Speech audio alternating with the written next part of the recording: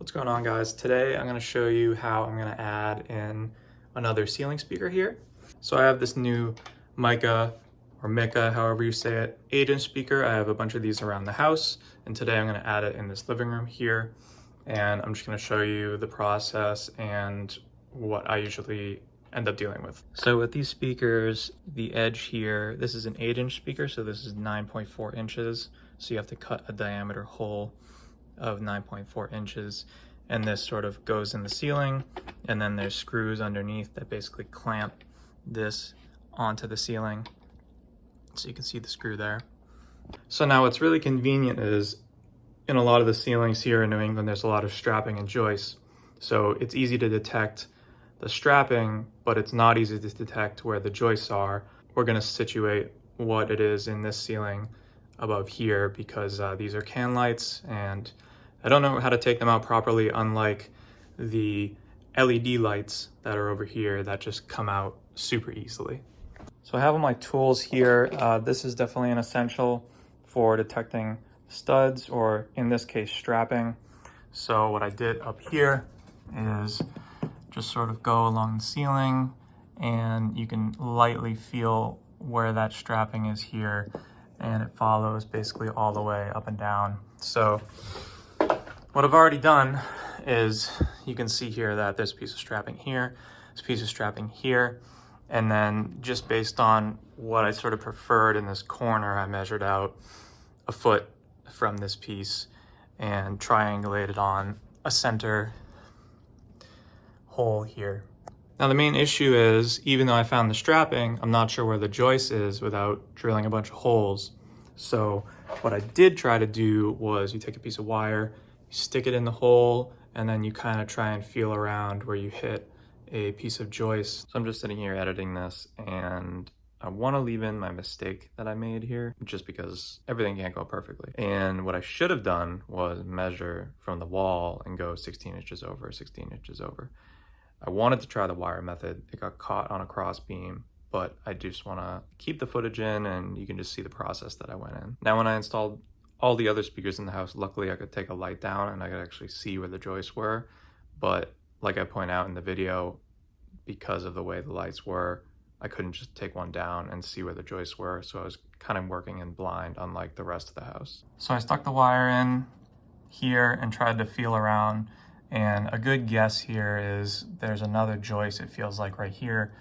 And it feels like there's another joist here. I have my foot-inch measurement off of here, and I just went 3/4 over, and it feels like there's more give on this hole than that hole. Thankfully, the 9.4 inches will work in between. There's not a lot of room to sort of be lenient on, but I'm hoping picking the left one will give me more opportunity to get that to clamp down properly. So the tool that I've used throughout the house to install a lot of these speakers is this Jonard Tools round hole cutter, which I don't remember how much this cost. It may have been $50 to $75, but it's been well worth it. This basically goes from a really small size, 2.2 inches to 10 inches, which covers this 8-inch speaker. So let me show you how this sets up. So in the box, you basically have this, which clamps up to the ceiling. You have some adjustment Allen wrenches here, the manual to show you how to adjust it, and then the actual piece that clamps in between this. And you can adjust the left and right sides down to what you need. And then obviously the drill bit for your centerpiece. And this goes right into a hex shank drill. There's also replacement blades here. But every time I use it, I just wash it off and let it dry out properly. It says to also oil it, but it's definitely a slow and steady rather than fast. So the last time I used this, I was doing the 8-inch speaker. So I used this to tighten the bottom and just double checked it just now. And you can see here that the size is 9.4. So from the edge to edge, that'll make that cut, and it marks up with the 9.4. Here it is assembled. You can see it spins around in there, and basically you put the spring on the outside, and then you push this hex screw on the inside, and if you adjust this screw left and right, it basically is the amount of give when you push on the drill to how deep you want this to go. Just showing you here, so you can see when I push, that's the depth, and if you let it out more, that depth gets more up into the ceiling. Now, one thing you don't want to do when you have it on the drill is when you're done taking it down, you don't want to accidentally press this, and this thing has a ton of torque too, and I almost just hit my face. You don't want to accidentally press this because the dust will go flying. I can tell you by unfortunate experience when I had to wipe off multiple walls on the second floor because of this.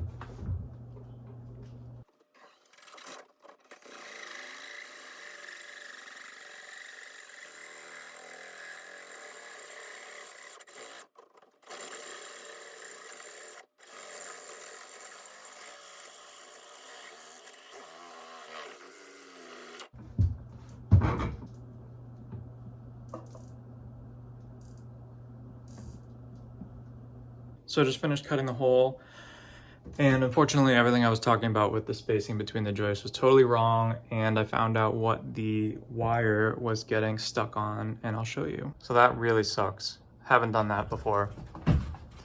And the wire was definitely getting stuck on these. Thankfully I went over 3/4 of an inch to the left than where I was originally gonna go, because then it would have been even more in the way. It's on the side, so I might just cut off one of these. Alternatively, I could just edge the joist just so it fits one of these properly. So if you're following along and thinking, maybe this will help me, don't run into a joist on your time, but skip the next step, because everything else, you basically put this up, screw it on, mask the edges, and it's pretty straightforward. So I really didn't want to do this, but I took the screw out, and I'm just gonna cut this off here because the joist will fit if I cut that off, hopefully. All right, so I cut this part off, and basically what happens is when you screw that on, it comes down and clamps onto the drywall, and that was running into the joist. So I cut that off, and thankfully it fits just fine. You can see here going up into the ceiling, fits just fine. And I think that if I was concerned about screwing this in, I could probably just fit a screw and put it right into the joist if it actually was wobbling. But I really don't think that. I think the 3 anchors will be just fine. Easier than notching a piece out of the joist, and easier to replace a $50 speaker or whatever. Now for this, I usually just keep these around in case I need to fill in that hole in the future for some reason, and I'll just take this off and shake this out, and then I'll do the next one. And for the next one, I'm gonna measure 3/4 of an inch over because I want it to match where the other one is. Unfortunately, we're gonna have the joist again, but it was easy enough to cut that mounting bracket off. So I got the other hole cut now, as you can see here. Same joist situation. I'm probably gonna need to cut the other speaker, which is fine. Again, I think the 3, based on me using all the other ones, I think 3 mounting points is gonna be fine. So let me just show you what I'll usually do for a speaker once I have it ready to go. So I'm not gonna do the wiring today. I'm just gonna put this up in the ceiling for now. But basically I would have a 4 wire up here coming out. So 2 of them go to the left speaker, 2 of them go to the right speaker. You have your black and red here. So you would put 2 of those wires on here, matching up back at the source, the amp, whatever you wanna call. So next I would basically take some tape and basically put masking tape all around the edges. They say to do this because of the vibration of the speakers may cause some more of the drywall to come off. Once you have that masked around, then I'll put the speaker up. Again, because I don't have the speaker ready to go, and I just wanted to do this step today, I'm just gonna put the speaker up as is, and I'll show you how that goes. All right, so we have all of the mounting points pointing inward, and then I'm gonna stick the speaker up in the ceiling. And then each one of these screws, I'm gonna screw down, and it'll clamp right down onto the drywall.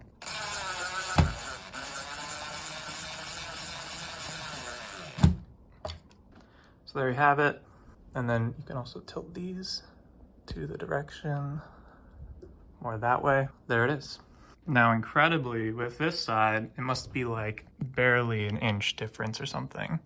But this, I have all these turned in. I didn't cut any of them off.